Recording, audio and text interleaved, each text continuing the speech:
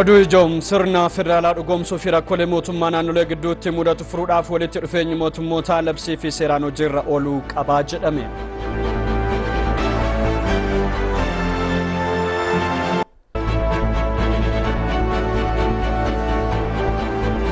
Dameen qonnaa madda sharafaa laasa guddaa ta'us xiyyeeffannoon dhaabbilee faayinaansiin damichaaf kenname gadaanaa ta'uun isaa himameera.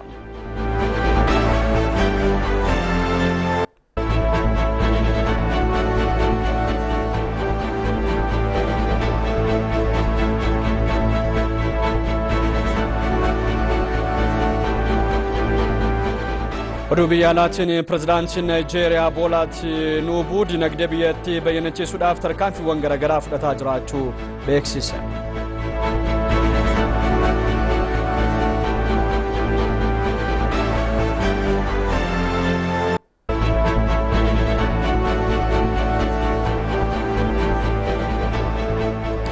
Akkam jirtu kabajamtoota daawwattoota keenya ITV Afaan Oromoo irraa oduuwwan sa'aatii kanaaf qabanneen isinitti hima. Olaanaa yaaddessaatii nu wajjin turaasiniin jenna. Sirna federaalaa dhugoomsuu fi rakkoolee mootummaa naannolee gidduutti mudatu furuudhaaf walitti dhufeenyi mootummoota labsii fi seeraan hojiirra ooluun murteessaa ta'uun isaa ibsame. Rakkoolee kana duraa ijaarsa biyyaa fi sirna dimokiraasiitiif gufuu ta'aa turan walitti dhufeenya mootummoota naannolee fi federaalaa idileessuudhaan furuun akka cimuu qabu waltajjii marii qopheessuun mana marii federeeshiniitiin qophaa'e irratti yaadonni garaagaraa ka'uudhaan irratti mari'atameera. Taaddasee Tarrafee waltajjicha hordofuudhaan gabaasattaa nu qindeesseera. Waltajjiin marii hariiroo waloo mootummoota naannolee fi federaalaa qopheessummaa mana maree federeeshinii magaalaa Finfinneetti taa'amee jira. Waltajjii marii kanarratti hooggantoonni olaanoo mana maree federeeshinii, pirezidaantonni naannolee, ministeeronni fi afyaa'iiwwan naannolee fi kantiibaawwan bulchiinsa magaalotaa hirmaatanii jiru. Hariiroo mootummaa federaalaa fi naannolee gidduu jiru cimsuun dhimma murteessaa ta'uu afyaa'iin mana maree federeeshinii Aganyoo Tashaagar ibsanii jiru. በፌደራልና በክልል መንግስታት እንዲሁም በራሳቸው በክልሎች መካከል የሚደረገው የመንግስታት ግንኙነት ማጠናከር በሀገራችን ነባራዊ ሁኔታችን ላይ የሚባል ጉዳይ አይደለም። walitti dhufeenya mootummoota naannolee fi federaalaa gidduu jiru cimsuun haala qabatamaa biyya keenya ammaa waliin salphisnee kan ilaallu miti. Cimina sirna federaalaa keenyaaf murteessaadha. Walitti dhufeenya mootummoota naannolee sirnaa fi seeraan gaggeessuuf labsiin 1231 muraa 2013 ba'ee hojiirra ooleera. Labsiin kun seera qabeessaa fi dhaabbataa akka ta'u dandeessisa. ህጋዊና ተቋማዊ የሚያደርግ የመንግስታት ግንኙነት ስርዓት ለመወሰን አዋጅ ቁጥር 1231/2013 ጸድቆ ስራ ላይ ውሏል። waltajjii kanarratti qo'annoo dhiyaateen walitti dhufeenyi mootummoota naannolee seeraa fi idileedhaan yoo ta'e sirna federaalaa fi sabdaneessa ta'e saboota sablammootaa fi uummattoota biyyattii waliin biyya ijaaruun salphaa akka ta'e qorannoo kan dhiyeessan itti gaafatamaan ittaanaa waajjira mana maree federeeshinii obbo Balaay Waddeeshoo ibsanii jiru. የግጭቶችም ሳይከሰቱ በፊት ለመከላከል በጣም ፍቱን መድኃኒት ነው። ከተከሰቱም በኋላም ቢሆን ቁጭ ብሎ በመርህ በህግ በስርዓት ውይይት በማድረግ ችግሮችን ከዚህ መድረኮች መፍታት mootummoonni naannolee walitti dhufeenya akkasii yoo qabaatan waldhabdeen naannolee gidduutti osoo hin mudatin yoo mudates hiikuuf furmaata guddaadha. Seeraa fi qajeeltoodhaan mariidhaan hiikuu waan ta'eef sirni federaalaa kunis lubbuu akka horatu taasisa. Qooda olaanaas qaba.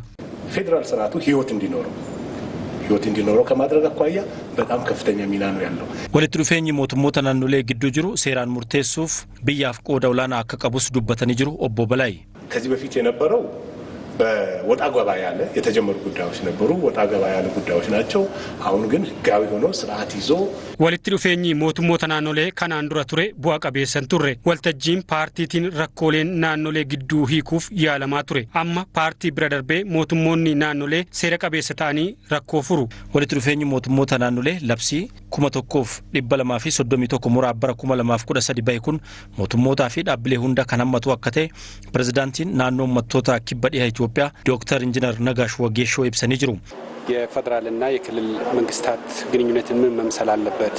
walitti dhufeenyi mootummoota naannolee fi federaalaa maal fakkaachuu qabaa? Kan dhaabbilee naannoo fi federaalaa maal ta'uu qabaa isa jedhu irratti mari'achaa jirra. Rakkoo fi misooma jirus mootummoonni karaa seera qabeessaa akkamitti furuu kan jedhudha. Nageenya naannolee gidduutti mirkaneessuuf dimokiraasiin akka jabaatu taasisuuf hojiin hojjetamu salphaa miti. Labsii fi seera amma naannolee walitti fidu kana hojiitti yoo hiikne qooda keenya yoo baane faayidaan isaa guddaadha.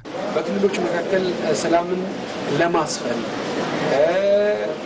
ዲሞክራሲን እንዲጎለብት ለማድረግ የሚሰሩ ስራዎች ቀላል አይደሉምና ከነዚህ አኳያ እነዚህ የወጡት የህግ ማዕቀፎችን በተጨባጭ ሁላችንም በየድርሻችን ወስደን ተፈጻሚ የምናደርግ ቢሆን ጥቅሙ በጣም መጠነ ሰፊ ነው። ወልተጂ መሪ ከነረቲ ቋኖ ዲያቴን ወልት ዱፌኝ ሞቱሞታ ናኖሌ ፊ ፌደራል አከሱመስ ሴክተሮታ ከራ ፓርቲቲን ሆጀተማ ቱሩኒሳ ረኮና ናኖሌ ግዱ ጅሩ ወልት ቡኢንሲ ፊ ረኮሌን ናኖሌ ግዱ ጅሩ ሀማታ አከዴሙ ታሲሲራ ጀደሜራ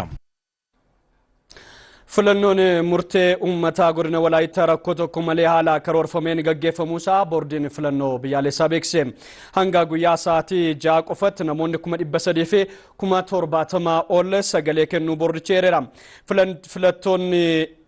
filattoonni IBC'n dubbise tokko tokkos adeemsi filannichaa kan yeroo darbeerra fooyyee kan qabu ta'uusaa himanii jiru. Muzayyin Maammaa gabaasa guutuusaa qindeesseera. filannoo murtee ummataa amajjii 29 bara 2015 godina walaayittaatti gaggeeffameen adeemsi seera filannoo cabuudhaan boordiin filannoo biyyaalessaa bu'aa filannichaa haquun filannicha irra deebiin akka gaggeeffamu murteessuun kan yaadatamudha.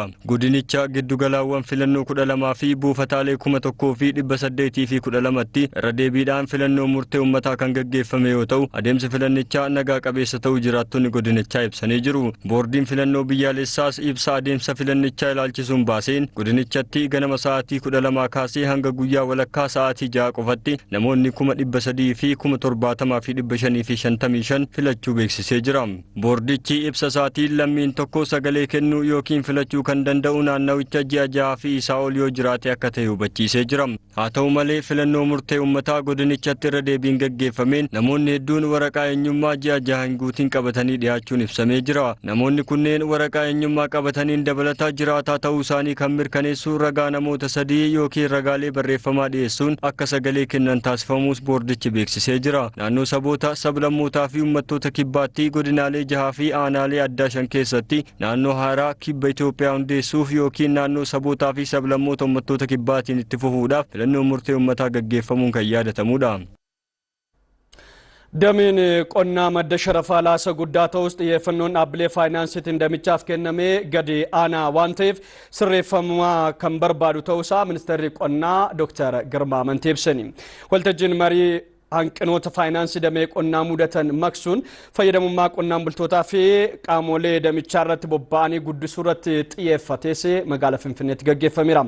Muktaar Abdallaa gabaasa guutuusaa akka taanutti qindeesse. Waltajjiin hanqinoota damee faayinaansii qonnaa mudatan adda baasuu fi furuu irratti xiyyeeffate qopheessummaa Inistituutii Ce'umsa Qonnaatiin qophaa'ee Finfinneetti gaggeeffameera. Waltajjicha irratti argamuun kan saaqan ministeerri qonnaa Dr. Girmaa Amantee damee qonnaa gama faayinaansiin qixa barbaadamuun tumsuu dhabuun lammiilee biyyattii miiliyoona hedduu faayidaa argachuu malan dhabsiisuu irra darbee biyyas miidheeraa jedhan kana sirreessuuf hojjetamaa jiraachuu simaniiru. Gaaffii amma argine kana hanqina amma argine kana waan karoora baafne karooraan hoogganamaa qooda fudhattoonni kun wantoota ragaa fudhachuudhaa qabus fudhachaa iddoo hanqatetti immoo baankiin biyyoolessaa seeraaf qajeelfama qaawwa qabu fooyyessaa walumaan qonnaan bulaaf horsiisee bulaan keenya uummanni keenya baadiyyaa jiraatu dinagdee biyyi kun maddisiistu keessaa gahee isaa kan argachuu danda'u yoommoo faayinaansiin argame malee seektarri guddatus hin jiru qonna ammayyaa'uu hin jiru faayinaansiidhaan alatti tiraaktara fudhachuuf faayinaansiitu barbaachisa kombaayinara bituuf faayinaansiitu barbaachisa mana kuusaa hojjechuuf faayinaansiitu barbaachisa. Bulchaan ittaanaa baankii biyyaalessaa Salamoon Dastaa qonni damee madda carraa hojii lammiilee hedduu ta'us dhiyeessiin faayinaansii damichaa ammas xiyyeeffannoo cimaa barbaadaa jechuun kanaaf furuuf baankiin biyyaalessaa qajeelfamaan deeggaramee hojjechaa jiraachuu himaniiru. በቅርቡ በተሻሻለው የፋይናንስ አካታችነት ተርሲሞ አደምሰ ፋይናንሲ ሐመታ ዲየኛ ፎየን ፋይናንሲ ቆናፍ ጥየፈኖ ከኑዳን አክለኮስ ወራ አውሮፓኖታ በረኩም ለማፍዲደመቲ ዲኤሲ ሊቃ ዲቤንታ ሰገልቱሬ በረኩም ለማፍዲደምሸቲ ገረ ዲቤንታ ቁርሸቲ ጉዲሱፍ ከሮርፈሜ ሆጀተማ ጅራ እቅድ ተይዞ እየተሰራ ነው።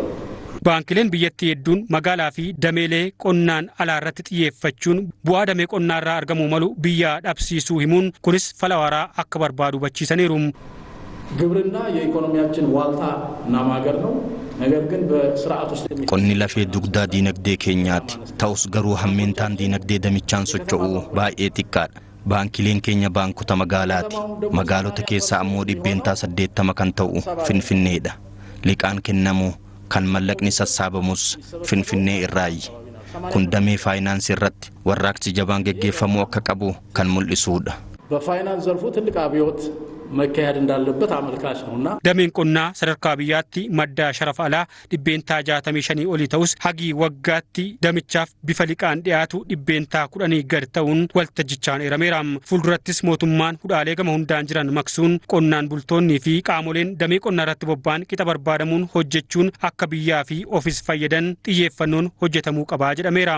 Amma ati lafa bal'istee qotuudhaaf hojii guddaa sanatti yeroo amma faayinaansiin amma deeggaramu xaa'oon kuntaalli tokko meeqa akka ta'e wanti sanaa barbaachisu sanyiin ammamiin akka dhufu wanta hojjetaan guyyaadhaan hojjettu sun ammam akka ta'e isa sana qofaan kan dhaabbatu tun ta'in qarshii kana si'eessuu qarshii guddaa waan barbaaduuf ammallee itti dhiyeenyaan kana yoo qoratamee jijjiiramni hin jiraanne sana duwwaadhaan galma gaa'edha yaadu. Faayinaansii argachuu duwwaatu hin ta'in akkamitti akka fayyadamanus maal akka ta'es namaanis wal baruun wanta illee waan guddaa tokko jechuudha.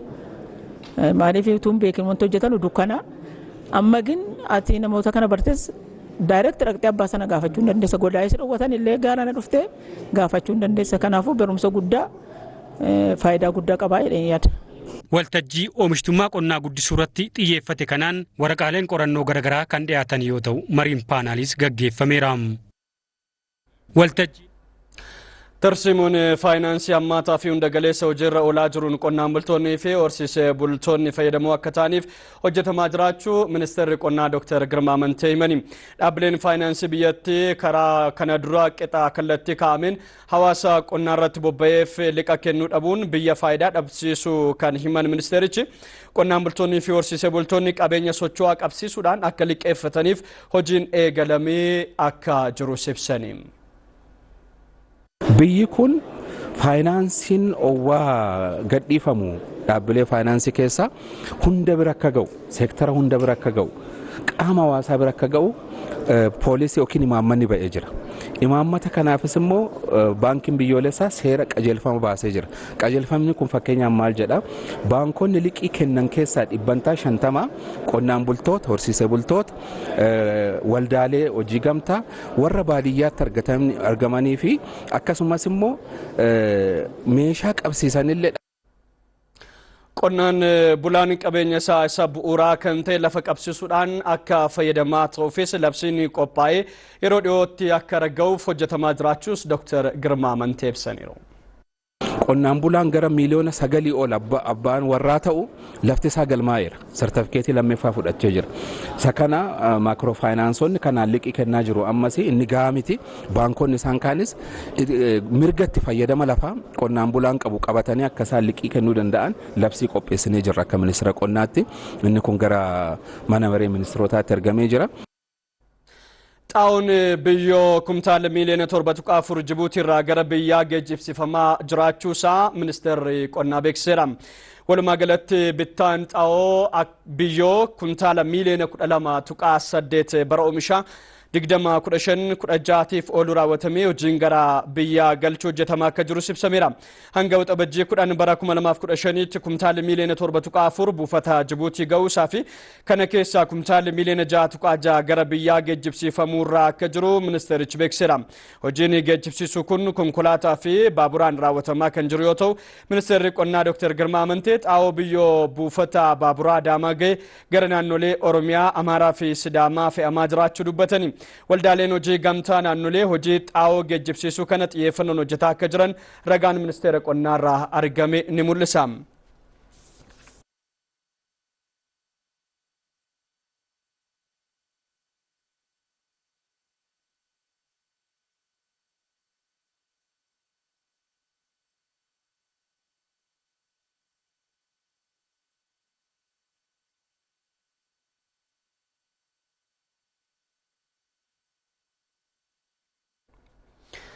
milkaa'ina adeemsa haqaa yeroo ce'umsaatiif xiyyeeffannoon hojjetamaa jiraachuusaa koomishiniin mirga namoomaa Itoophiyaa beeksiseera. Koomishinarri taantuun koomishinichaa Raakib Mallase hojiiwwan dhimmicha irratti hubannoo hawaasaa cimsuu dandeessan qaamolee dhimmi ilaallatu wajjin qindoominaan hojjetamaa jiraachuu ibsani. Walitti bu'iinsaa fi waldhabdeen bifa kamiinuu uumamuu lammiilee sarbama mirga namoomaatiif akka saaxilaman kan taasisu ta'uusaa hubachiisaniiru adde Raakib. Kanaafuu dhimmoota walitti bu'iinsa fiduu danda'an adda baasuudhaan furmaata akeekuun dhimma xiyyeeffannoo argachuu qabudhas jedhameera. Gama kanaan haqaa ce'umsa biyyaalessaa gaggeessuun dogoggora uumamaan sirreessuu dabalatee sodaawwan jiranis fooyyachuun barbaachisaa ta'uusaas ibsaniiru.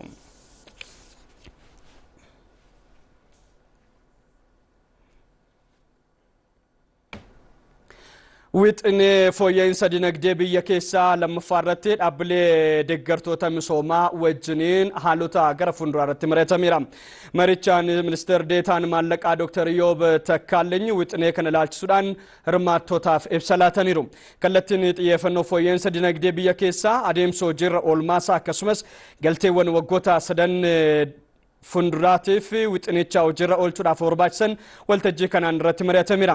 Deeggartoonni misoomaa maricha irratti hirmaatanis riiformiin fooyya'insa dinagdee biyya keessaa boqonnaa lammaffaa kun keessumaayyuu hojii deebisanii ijaaruu tasgabbeessuu fi misooma irratti xiyyeeffatu isa dinqisiifataniiru.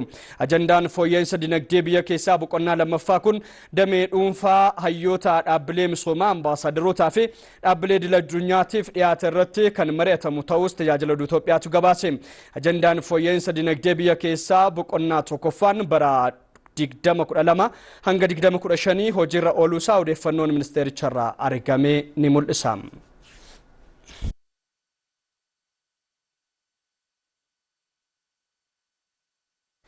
Bulchiinsi magaalaa Shaggar kenna tajaajila fayyaa si'ataa fi ammayyaa diriirsuun dhiyeessii meeshaalee fayyaa dabaluun jireenya hawaasaa fooyyessuudhaaf ciminaan hojjechaa jiraachuun isaa ibsame. Kutaa magaalaa Buraayyuutti sagantaan eebba maatii moodelaa fi sirni hojii jalqabsiisuu mana qorichaa moodelaa hawaasaas gaggeeffamee jira. Hawwii Taaffisee dabalataa qindeessiteetti. Bulchiinsi magaalaa Shaggar kenna tajaajila fooyya'aa si'ataa fi itti quufinsa maamilaa dabaluu uumuuf xiyyeeffannoon hojjechaa jiraachuu beeksise. Gama paakeejii ekstenshinii fayyaan Shaggar erga hundeeffamte abbootii warraa moodeela 47 ol horachuun danda'amus odeeffanneerra. Sadarkaa pirezidaantii ittaanaa mootummaa naannoo Oromiyaatti kantiibaan bulchiinsa magaalaa Shaggar Dr. Tashoomee Addunyaa hawaasni tajaajila fayyaa fooyya'aa akka argatuuf hojjetamaa jiraachuu himu. Erga Shaggar hundaa'ee booda xiyyeeffannaa guddaa kan kennine tajaajila fayyaa fooyyessuudha. Magaalli Shaggar tajaajila fayyaa kan itti argattu qofa odoo hin taane giddugaleessa fayyaa turizimii inni ijaarraa jennee yaannaa jechuudha. Sadarkaa gaanfa Afrikaa irratti namoonni biyya adda addaarra dhufanii turizimiis laaluu qabu, fayyaa isaanis argachuu qabu jechuudha. So Shaggar erga jalqabee booda uummata keenyaaf hojii baay'ee hojjechaa jirra. Kana irratti kana caalaa hin raawwannaa isaa immoo bu'aa uummataaf hin ta'a jennee yaanna. Kutaa magaalaa Buraayyuutti rakkoolee gama dhiyeessii qorichaa mul'atu hambisuuf manni qorichaa moodeela hawaasaa ta'e hojii eegaleera. Dabalataanis abbootii warraa 3,687 leenji'uun moodeela ekstenshinii fayyaa ta'an keessaa 400 ambaasaaddara fayyaa ta'uun eebbifamaniiru. Gama inshuraansii fayyaa hawaasaan akka kutaa magaalichaatti bara kana miseensa horatan 10,555 irraa birrii miiliyoona 5 walitti qabuun danda'amuun ibsameera.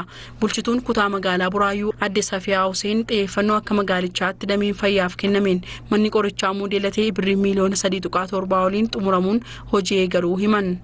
Hawaasa keenya fayyaa isaatiif dafee dhaqqabuu danda'utu jiraata jedhamee halkanii guyyaa keessatti ji'oottan 4 keessatti mana qorsaa moodeela ta'e naannoo qarshii miliyoona 3.7 hojjisiifnee guyyaa har'aa karaa guuteen tajaajila isaa jalqabsiifnee jirra.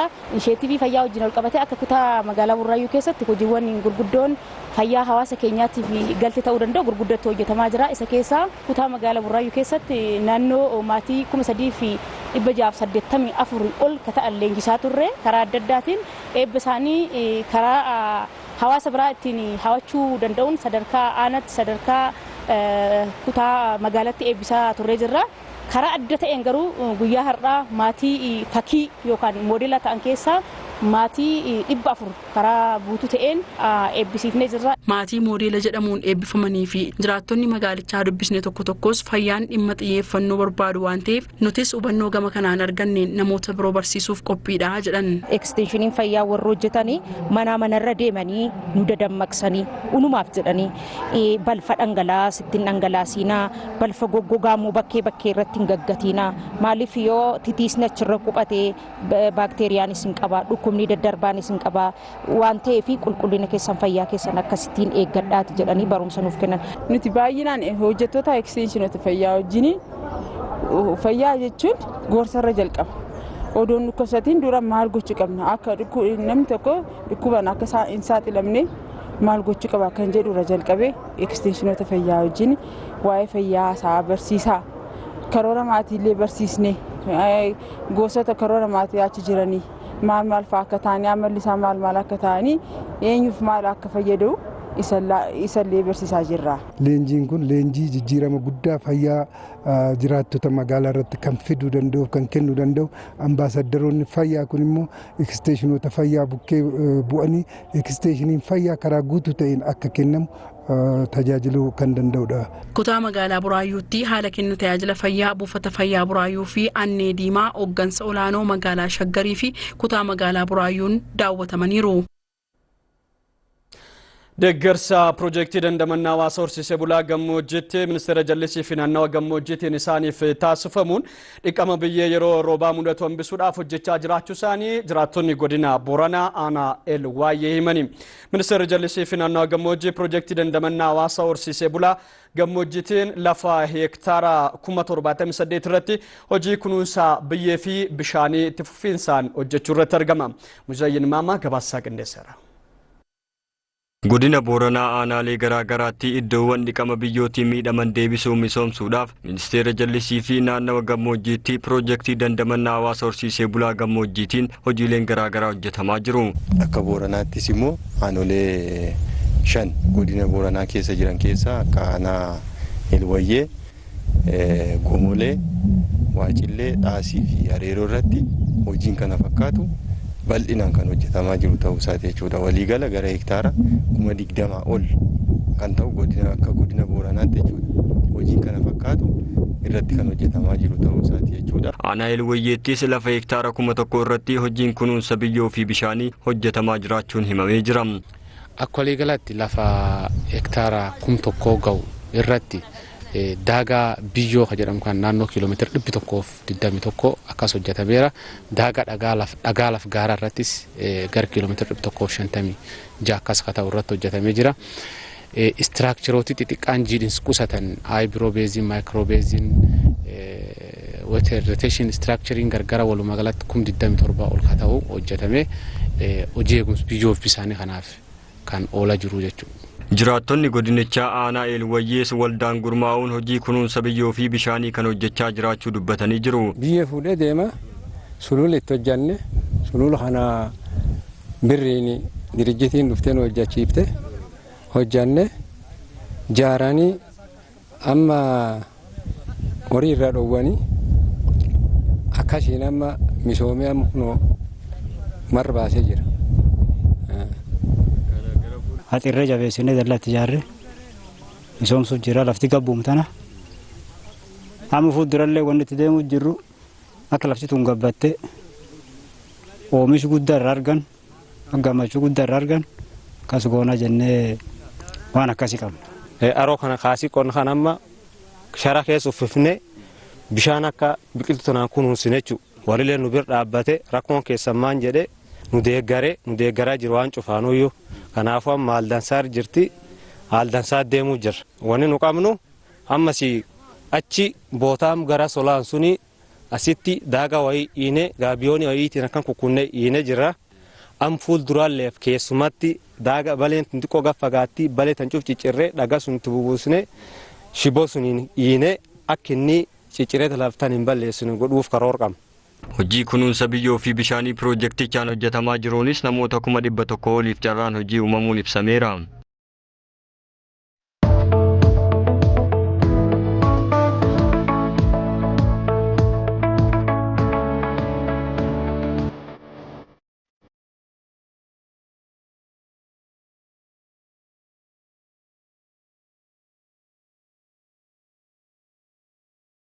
Kuni chaanalii TV Afaan Oromooti kabajamtoota daawwattoota keenya oduu keenya sa'aatii tokko daawwachaa jirtu amma immoo gara odeeffannoo biyyoota addunyaarraa arganneetti sin ceesisna.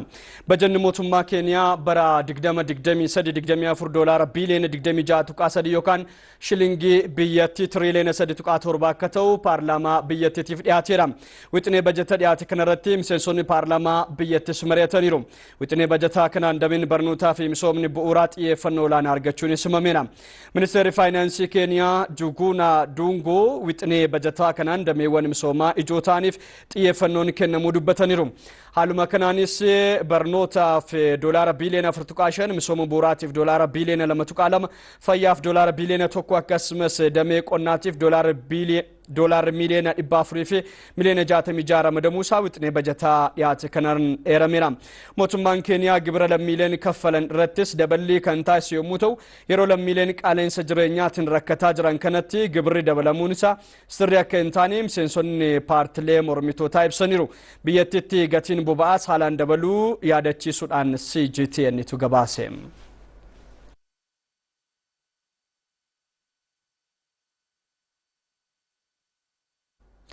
Gurmuun misooma Afrikaa bahaa eegaad haleellaa shororkeessummaa mana barumsa sadarkaa lammaffaa Yuugaandaa irratti raawwate balaaleffateera. Haleellaa shororkeessummaa raawwatame kanaan namoota lubbuun darbanii fi miidhaan irraa gahee gaddi guddaan kan itti dhaga'ame ta'uusaa ibsa jechuudhaan barreessaa olaanaan Igaad Dr. Warqinee Gabayyoo gaddatti dhaga'ame ibsaniiru. Igaad uummataa fi mootummaa Yuugaandaa cinaa akka dhaabbatu kan beeksisan Dr. Warqineen dhaabbanni isaanii shororkeessummaa qolachuu irratti Yuugaandaa waliin kutannoodhaan hojjechuudhaaf qophiidhasii jedhaniiru. Odeeffannoon kan Igaadidha.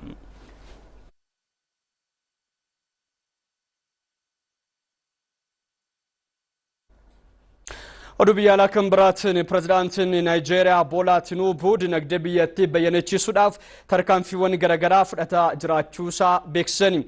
Tarkaanfileen kunneen rakkoolee akka qaala'insa jireenyaatiif furmaata battalaa ta'uu baatanis dinagdee biyyattii waaraadhaan kan fooyyessan ta'uusaa ni abdatamaa jedhan. Pirezidaantichi koree biyyaalessaa gaagama dinagdeetiif fala barbaaduus hundeessaniiru. Awwal Huseen gabaasa miidiyaalee addunyaa garaagaraa irraa walitti qabuudhaan kan itti aanu kana sanbaraanga.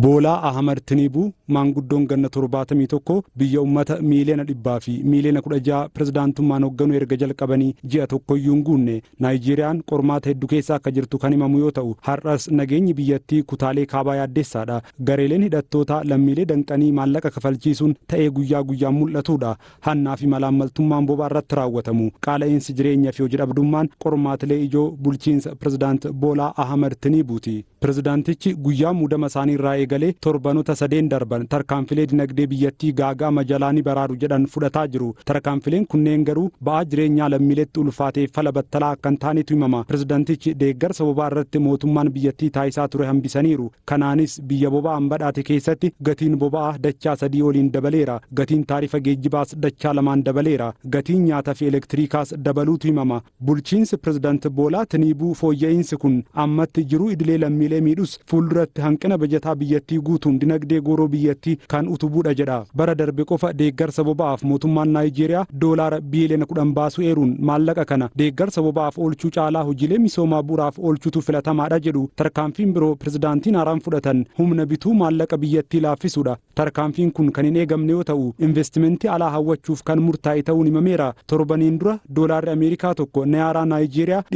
477 kan sharafamu yoo ta'u murtoo ammaa kana hordofuun garuu doolaarri Ameerikaa tokko nayaaraa Naayijeeriyaa 750tti sharafamaa jira. Rakkoolee dinagdee Naayijeeriyaa waggoottan darbanii wajjin wal qabatees imaammata dinagdee biyyattii waggoota 10 darbanii keessatti gahee olaanaa akka qaban kan eeramu. Bulchaa baankii giddugaleessa Naayijeeriyaa kan turan Gudwiin Emefiilee hooggansarraa kaafamuun to'annoo jala oolfamaniiru. Gaagama dinagdee Naayijeeriyaa furmaata haaraa qabadhee dhiyaadheera kan jedhan pirezidaant Boolaa Ahmad Tinuubuu koree dinagdee biyyaalessaa hundeessaniiru. Bulchitoonni naannolee 36 ministeerri faayinaansii fi qooda fudhattoonni biroo miseensa korichaa taasifamaniiru. Koreen dinagdee biyyaalessaa kun dhimmoota hedduu irratti hojjechuun Naayijeeriyaa gaagama jalaa baraaruuf kan hundaa'e ta'uu pirezidaant Boolaa Tinuubuu ibsaniiru.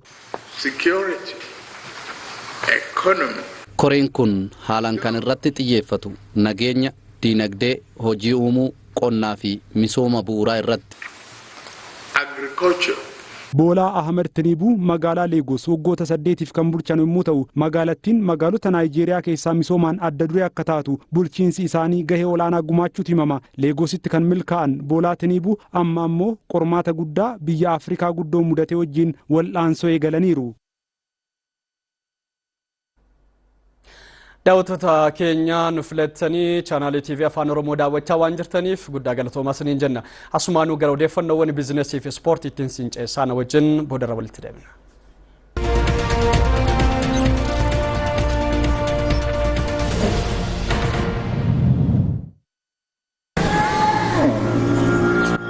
Obboroo ganamaa ka'anii aduu waliin ba'uun waadaa jireenyaatti lafaaf haaromsaa seenaa jiruu fi jireenyaatti seenessa. Jabinaa fi cimina yaadameessa. Waaqaaf lafa wal taasisee roobaa fi biyyoo wal simsiisee sanyii biqilaa facaasee laga biyya ofii faarsee duumessa waaqarraa kennaasaa ol ilaalee dafqa ofiitiin qeexalee horee yaasee dachaasee qotee facaasee gumbii guutuu oomishee biyya quubsaa. Utubaan biyyaa kun gumbiin isaa akka hin hir'anne oomishni isaa akka guddatu gammachuun akka seequ meeshaa qonnaa ammayyaatiin akka walitti madaqu baankiin Awaash jira jedhaan oomishaa fi oomishtummaa guddisuuf galteewwan qonnaa guuttachuuf horsiisaaf qonna gartokkeetiin bultootaaf herrega qusannaa addaa qopheessee jira. Horsiisaaf qonna gartokkeetiin bultoonni maallaqa hoo qusatan tajaajila liqii addaa ni argatu. Baankii Awaash harka horsiisaa fi qonna gartokkeetiin bulaa ni deebisa. Sponsora oduu biizinasii baankii Awaash hedduu galateeffannaa akkam jirtu kabajamtoota daawwattoota keenya oduu biizinasii qabannee dhiyaannee jirra. Oduu biizinasii waliin immoo an Tafarii Gammeeti. Jilli olaanaan ministeera daldalaa Ingiliis Niigel Hadileostaniin durfamu paarkii indaastirii Boolee Lammii daawwatee jira. Jilli kun abbootiin qabeenyaa Ingilaand paarkiiwwan indaastirii Itoophiyaatti hojiilee investimentii irratti bobba'uu haalota dandeessisan irratti mari'achuu ragaan koorporeeshinicha irraa argame ni mul'isa. Sosochiin koorporeeshinii misooma paarkiiwwan indaastirii Itoophiyaas jila kanaan daawwatamanii jiru. Abbootiin qabeenyaa biyyattii Itoophiyaatti investimentii damee kanarratti akka bobba'anis ni eegama.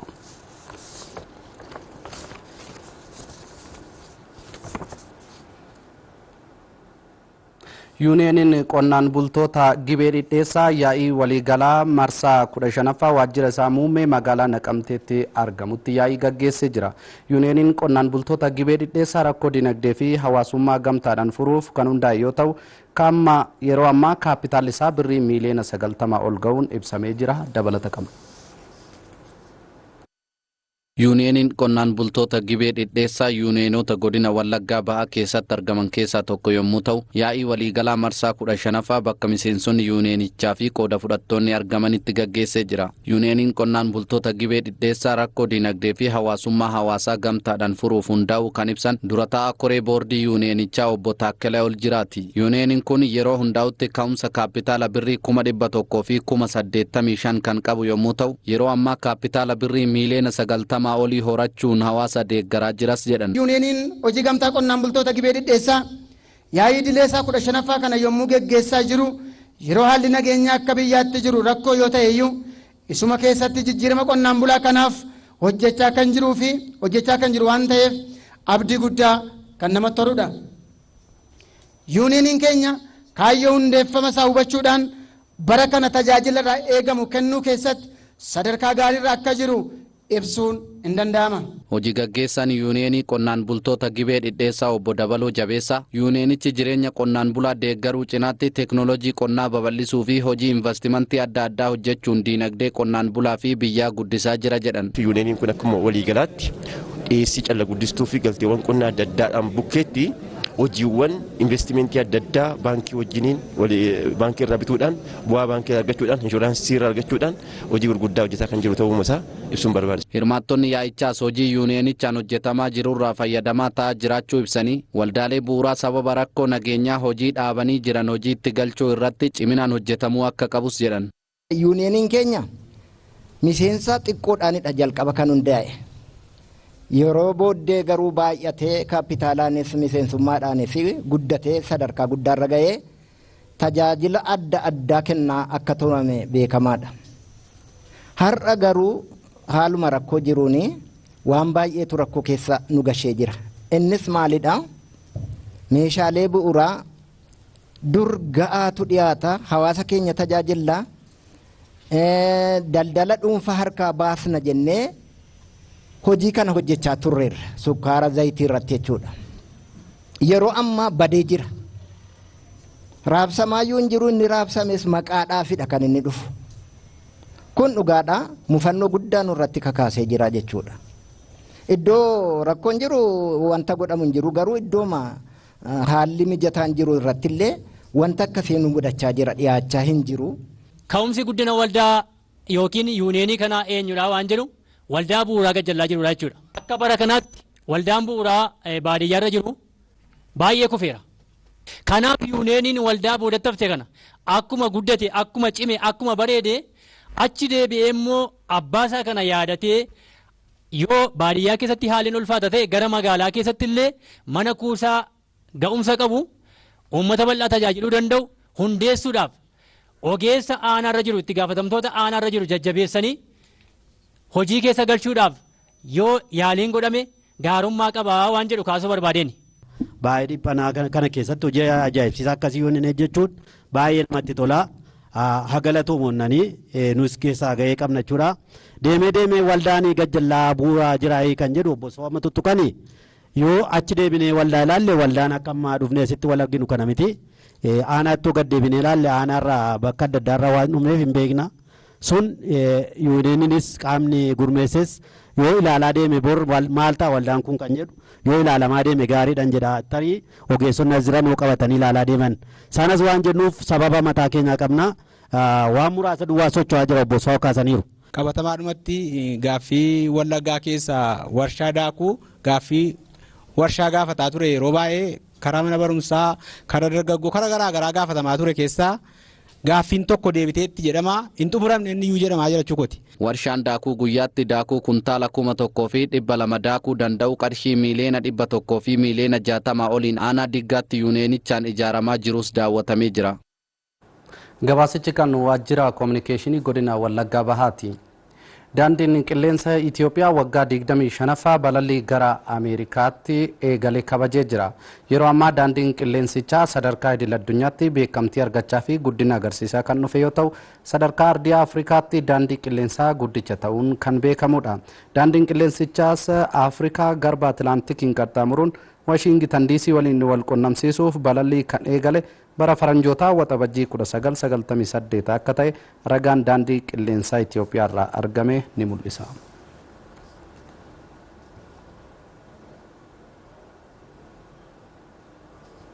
Daawwattoota keenya oduun biizinasii yeroo kanaaf qabanne kanuma nagaan bulaa.